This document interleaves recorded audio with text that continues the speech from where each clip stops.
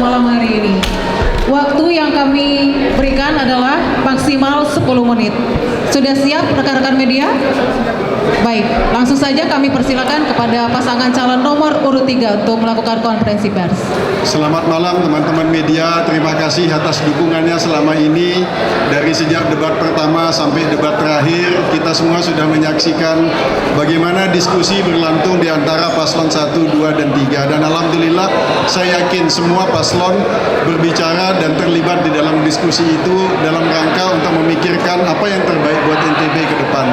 Jadi kami menutup ini dengan harapan bahwa pemilihan gubernur yang akan berlangsung tanggal 27 November nanti benar-benar akan berlangsung secara damai dan menggembirakan buat semua orang. Bu Dinda menambahkan. Terima kasih. Selain ucapan terima kasih kepada media, tentunya kepada penyelenggara yang sudah mengawal proses pelaksanaan pemilu ini sesuai dengan tahapan yang sudah disepakati bersama.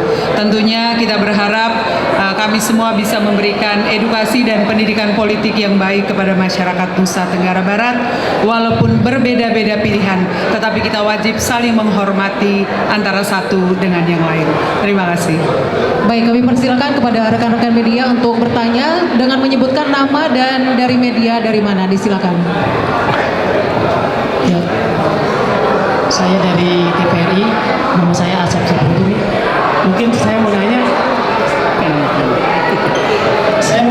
mungkin dari beberapa tema debat yang tadi itu, mungkin program prioritas jika kami terpilih nanti yang sesuai dengan cita program presiden apa yang jadi prioritasnya?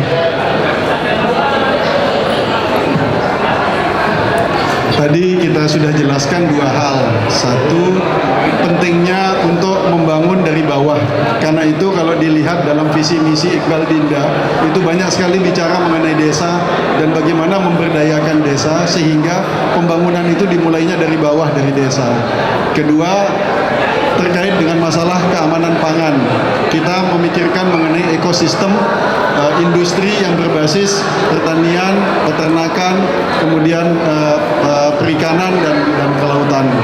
Dan yang ketiga adalah memberikan bantuan 300 sampai 500 juta kepada setiap desa untuk memberikan peluang kepada desa menyelesaikan masalah-masalah lokal mereka yang selama ini tidak dapat terselesaikan. Prinsipnya adalah dari rakyat, oleh rakyat, dan untuk rakyat. Pembangunan yang berpihak kepada rakyat. Baik, selanjutnya ada lagi, kami persilakan. Silakan.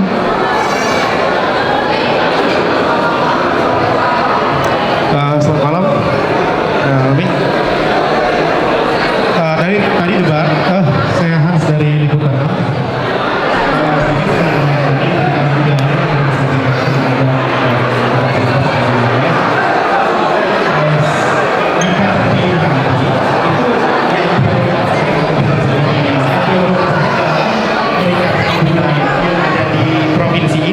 Yang kita kenal dengan ada 3 budaya ini, apa saja itu yang perlu diangkat nanti gitu, yang sekiranya bisa mungkin ada strategi dari Mami Iqbal sendiri untuk menarik pemilih bagi orang-orang yang ingin memilih Mami nanti gitu. Terima kasih. Tadi sempat saya sampaikan mengenai kita perlu memberikan perhatian bersama penguatan kapasitas dari guru-guru mengenai kebudayaan, seni dan budaya. Mereka perlu peningkatan kapasitas sehingga mereka bisa mengajarkan seni budaya dengan baik kepada anak-anak didik kita.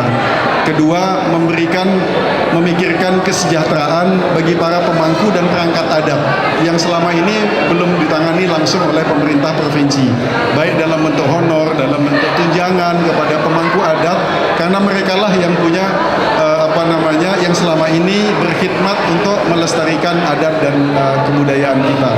Dan yang ketiga, target kami adalah menghasilkan selama 5 tahun itu sekurang-kurangnya 1 situs budaya yang diakui dunia, yang kebendaan dan yang bukan yang non benda.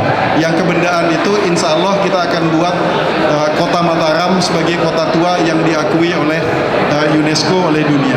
Makasih. Dan itu sejalan dengan keinginan kita untuk menduniakan destinasi Lombok di dunia internasional.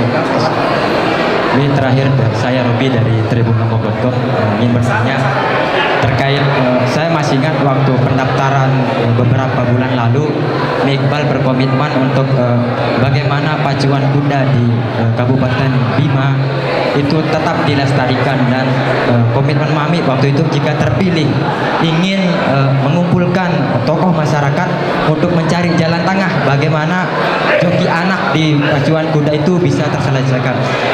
Saya mau tanya, seperti apa komitmen Mami untuk membentuk supremasi hukum untuk persoalan tersebut.